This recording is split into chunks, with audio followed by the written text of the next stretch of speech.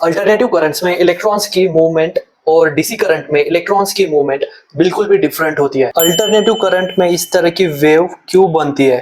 तो फिर हम मल्टीपल फेजेस को पॉलीफेजेस को क्यों यूज करते हैं, मींस मल्टीपल फेजेस क्यों यूज करते हैं? यहाँ पे देखो, ये 230 वोल्टेज है एंड ये 400 वोल्टेज, ऐसे कैसे?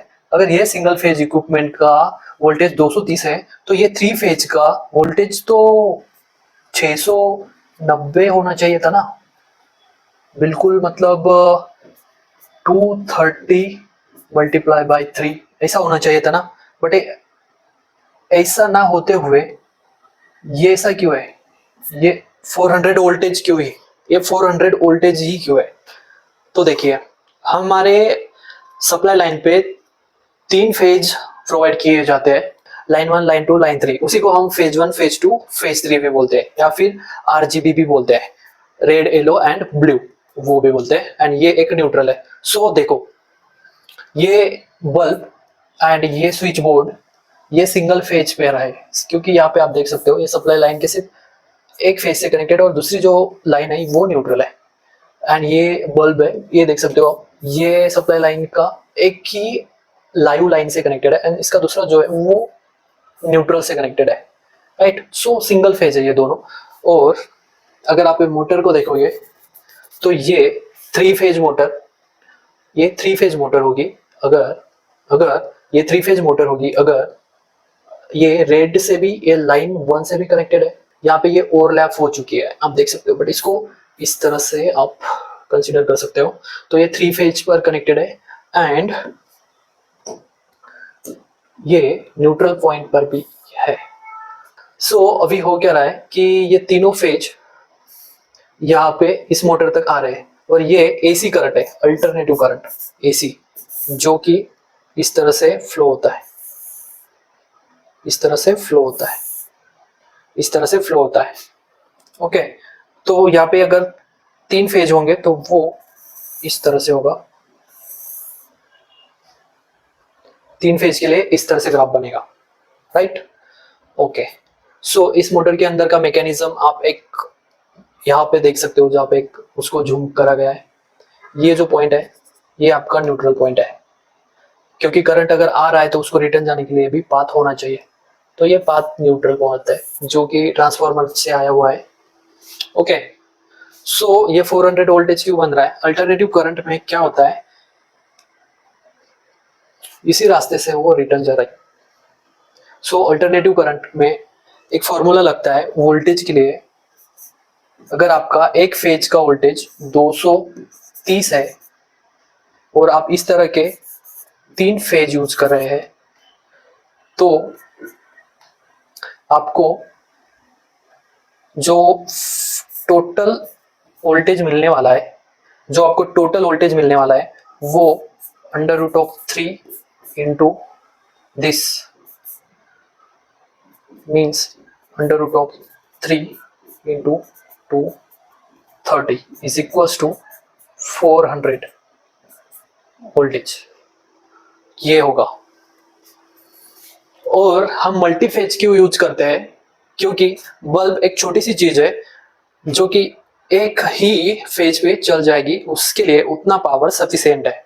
बट ये मोटर है, हेवी लोड लेने वाली मोटर है, तो इसको पावर भी उतनी ज्यादा लगेगी। अगर आप इसको 3 फेज प्रोवाइड कर रहे हैं तो वो पावर इस तरह से मल्टीप्लाई हो जाएगी, तो वो 400 वोल्टेज पे चलेगी आपकी 3 फेज मोटर।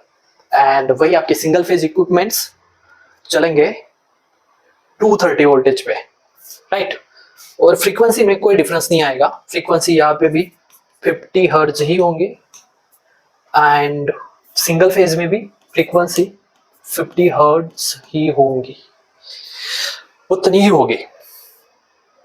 और ये मतलब √3 ये डिपेंड करता है नंबर ऑफ फेजेस पे, नंबर ऑफ फेजेस पे डिपेंड करता है। ये यहाँ पे 3 फेजेस है, इस वजह से एक कैलकुलेशन के थ्रू ये √3 आया है। अगर यहाँ पे 2 फेज है, यहाँ पे 3 की जगह 2 फेज है, तो ये √3 नहीं आएगा, यहाँ पे कुछ और वैल्यू आएगी। और वैसे ही अगर यहाँ पे 8 फेज है तो ये √3 नहीं आएगा, यहाँ पे कुछ और वैल्यू आएगी, यहाँ पे कुछ और वैल्यू आएगी, 3 नहीं आएगा, राइट।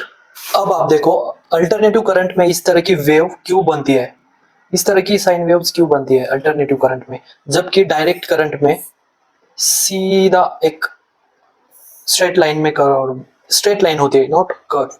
सो ऐसा क्यों होता है? अल्टरनेटिव करंट में जो इलेक्ट्रॉन्स, अल्टरनेटिव करंट्स में इलेक्ट्रॉन्स की मूवमेंट और डीसी करंट में इलेक्ट्रॉन्स की मूवमेंट बिल्कुल भी डिफरेंट होती है। यहाँ पे आप देख सकते हो, यहाँ पे डीसी करंट में इलेक्ट्रॉन्स हमेशा एक ही डायरेक्शन में फ्लो होते रहेंगे, और अल्टरनेटिव करंट में इलेक्ट्रॉन्स कभी आगे मूव होंगे तो कभी पीछे मूव होंगे, कभी आगे मूव होंगे तो कभी पीछे मूव होंगे, और ये 1 सेकंड में कितनी बार आगे पीछे होंगे ये उसकी फ्रीक्वेंसी पे डिपेंड है। इंडिया में 50 की फ्रीक्वेंसी है, 50 हर्ट्ज की फ्रीक्वेंसी है। सो 50 हर्ट्ज की फ्रीक्वेंसी है, तो ये जो इलेक्ट्रॉन्स है ये 1 सेकंड में 50 बार आगे पीछे होगा। तो इसकी जो वेलोसिटी है आगे पीछे जब ये होता है तो ये बिल्कुल एक झूले की तरह पे, आप देखो जब झूला ऐसे झूलता है तो यहाँ पे उसकी वेलोसिटी 0 हो जाती है और यहाँ पे उसकी वेलोसिटी 0 हो जाती है, और जब वो नीचे जाता है तो उसकी वेलोसिटी इस पॉइंट पे मैक्स होती है। मतलब इसकी वेलोसिटी कांस्टेंट नहीं है, वो ऐसे हो रही है, up down up down up down. उसी तरह से इलेक्ट्रॉन्स के मोशन पर ही करंट डिपेंड होता है, तो वो अल्टरनेटिव करंट में इस तरह की वेव बनती है, अल्टरनेटिव करंट में इस तरह की साइन वेव बनती है, और डीसी करंट में एक प्लेन वेव बनती है, क्योंकि इलेक्ट्रॉन्स एक ही डायरेक्शन में फ्लो होते रहते हैं। इलेक्ट्रॉन्स बैटरी के नेगेटिव पॉइंट से लेके पॉजिटिव पॉइंट तक जाते हैं, इस तरह उनका फ्लो होता है। और इनकी स्पीड क्या होती है, इसकी स्पीड अगर आप देखोगे तो वो बहुत ही ज्यादा कम होती है, मतलब कुछ 5 mm पर सेकंड या फिर 1 mm पर सेकंड, इतनी ही इसकी स्पीड होती है इन इलेक्ट्रॉन्स की, डीसी में भी एंड एसी में भी। बट इसका जो इफेक्ट होता है वो लाइट की स्पीड के साथ होता है, जितनी की लाइट की स्पीड है उतनी ही तेजी से इसका इफेक्ट होता है, क्योंकि ये इलेक्ट्रॉन इस इलेक्ट्रॉन को मूव करेगा, ये इलेक्ट्रॉन इस इलेक्ट्रॉन को मूव कराएगा, ये इलेक्ट्रॉन इस इलेक्ट्रॉन को मूव कराएगा, ये इलेक्ट्रॉन इस इलेक्ट्रॉन को मूव कराएगा, ये इलेक्ट्रॉन इस इलेक्ट्रॉन को मूव कराएगा। सो जैसे ये इलेक्ट्रॉन मूव होता है, ये इलेक्ट्रॉन मूव हो जाता है, उसको ड्रिफ्ट वेलोसिटी कहते हैं। इलेक्ट्रॉन की जो वेलोसिटी होती है उसको ड्रिफ्ट वेलोसिटी कहते हैं। तो उसी वजह से अल्टरनेटिव करंट में आप ग्राफ कुछ इस तरह से वेव में देखते हो, साइन वेव में देखते हो, और इलेक्ट्रॉन्स आगे पीछे फ्लो होते हैं। एंड डायरेक्ट करंट में इलेक्ट्रॉन्स इस तरह से एक ही डायरेक्शन में फ्लो होते जाते हैं। वो यहां से स्टार्ट होंगे तो कहाँ रुकेंगे, आपकी बैटरी के पॉजिटिव टर्मिनल पे, राइट। यहाँ पे आप देख सकते हो कि सिंगल फेज के लिए, 2 फेज के लिए एंड 3 फेज के लिए कर्व्स किस तरह से बनती है और वोल्टेज के ग्राफ किस तरह से बनते हैं। अब यहाँ पे आप देख सकते हो सिंगल फेज के लिए सिर्फ एक सिंगल सी कर्व बन रही है, 2 फेज के लिए ये एक कर्व बन रही है, एंड सेकंड फेज के लिए, बी फेज के लिए ये एक कर्व बन रही है। और इन दोनों का जो गैप है, दोनों जिस गैप से एक दूसरे से शिफ्ट है वो है 90 डिग्री, ये उसका शिफ्ट है 90 डिग्री। और 3 फेज में ये शिफ्ट 120 डिग्री का है, 120 डिग्री का आप देख रहे हो। वहीं पे अगर ये डीसी करंट होता तो करंट की जो ग्राफ बनती या फिर जो भी वेव बनती वो एक straight line, not a wave, वो स्ट्रेट लाइन रहेगी डीसी में, for the DC direct current. तो फिर हम मल्टीपल फेजेस को, पॉलीफेजेस को क्यों यूज करते हैं, मींस मल्टीपल फेजेस क्यों यूज करते हैं? एक तो हमें एक्स्ट्रा पावर चाहिए होती है, दूसरी बात हमें एक स्मूथ पावर चाहिए होती है। स्मूथ पावर मींस डीसी में आप देख सकते हो एक कांस्टेंट करंट मिल रहा है आपको, कांस्टेंट वोल्टेज मिल रहा है, जैसे ऊपर नीचे फ्लक्चुएट नहीं हो रहा है। बट सिंगल फेज में आप देख रहे हो यहाँ पे बहुत ज्यादा मैक्सिमम करंट वोल्टेज मिल रहा है, यहाँ पे वो 0 पे आ जा रहा है, फिर वो यहाँ पे माइनस में चला जा रहा है। अगर यहाँ पे वो +5 है तो वो इस पोजीशन पे -5 एंड इस पोजीशन पे 0 हो जा रहा है। तो इस पोजीशन पे जब वो 0 हो जा रहा है तो वो एक तरह का फ्लक्चुएशन है, एक स्मूथनेस हमको वो डिवाइसेस को रन करने के लिए नहीं मिलता। तो जब हम मल्टीपल फेजेस यूज करते हैं तो क्या होता है, इतने ही डिस्टेंस में आपको 2 बार मैक्स मिल जाता है, मैक्सिमम मिल जाता है, 2 बार मिल जाता है आपको मैक्सिमम। जैसे कि यहाँ पे +5 मिल गया, फिर यहीं पे भी +5 मिल गया। ओके, वैसे ही अगर आप 3 फेजेस यूज कर रहे हैं, यहां से लेके यहां तक का ये जो डिस्टेंस है,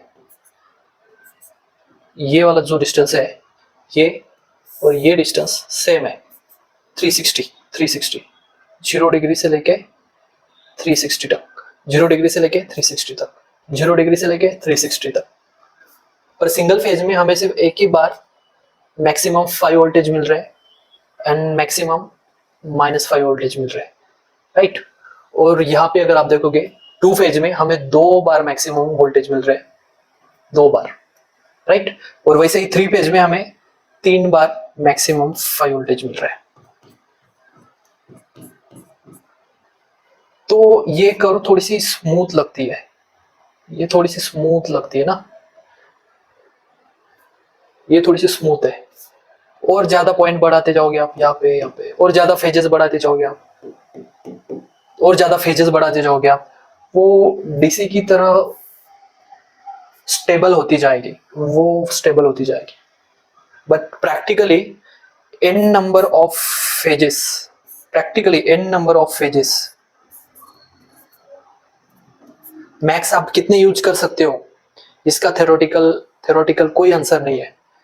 बट मैक्सिमम आप कितने फेजेस यूज कर सकते हो अपने डिवाइसेस में या फिर अपने इक्विपमेंट के लिए, वो थ्योरेटिकली ऐसे डिफाइन नहीं है और ना ही किया जा सकता है। उसमें प्रैक्टिकली लिमिट है बट थ्योरेटिकली कोई लिमिट नहीं है। सो हम अवॉइड करते हैं 2 फेज को यूज करना, जो कि नहीं किया जाता है। 3 फेज सब तरफ अवेलेबल होता है, यूज किया जाता है। वो सीधा सप्लाई लाइन से हमें 3 फेज मिल जाता है। और अगर आपको 3 फेज पे नहीं हो रहा है, अगर आपको 4 फेजेस चाहिए, 5 फेजेस चाहिए, तो आपको अपना खुद का जुगाड़ करना होगा। आपको उसके लिए ड्राइव्स लगते हैं और कुछ इलेक्ट्रिकल इक्विपमेंट लगते हैं, जो कि इन 5 फेजेस अगर आपको चाहिए तो पांचों को एक इक्वल शिफ्ट पे लाके रखे, इस तरह का एक डिवाइस लगेगा आपको। फिर वो खर्चा भी आपका बढ़ेगा। तो सिंपल है कि आप 3 फेज ही यूज करो। यही रीजन है कि पॉलीफेज यूज करते हैं। जो ईवीज होती है उनमें पॉलीफेज यूज की जाती है। उसकी पॉलीफेज ईवीज में यूज करने की वजह से उसका जो टॉर्क हमें मिलता है वो स्मूथ होता है, उसका पिकअप स्मूथ होता है। ये सारी चीजें हैं। आई होप कि अभी आपको पता चल गया होगा कि न्यूट्रल, अर्थिंग और ग्राउंडिंग में क्या डिफरेंस होता है, जबकि वो तीनों के तीनों कहीं ना कहीं ग्राउंड से ही कनेक्ट होते हैं, फिर भी उनमें डिफरेंस है। और वो डिफरेंस इतना ज्यादा होता है कि कभी कभार किसी की जान भी जा सकती है। अगर आप न्यूट्रल को अर्थिंग की तरह यूज करो तो नहीं चलेगा, राइट। या फिर आप ग्राउंडिंग को अर्थिंग की तरह यूज करो तो नहीं चलेगा। तो दोस्तों, आपको एक्सप्लेनेशन अच्छा लगा हो, वीडियो में आपको अगर कुछ वैल्यू मिली हो तो प्लीज लाइक कर देना और अपने बडीज के साथ में शेयर जरूर करना, ताकि मुझे भी और मजा आए अपना काम करने में और इस तरह की वीडियोस, इस तरह के कॉन्सेप्ट्स आपके सामने लाने में।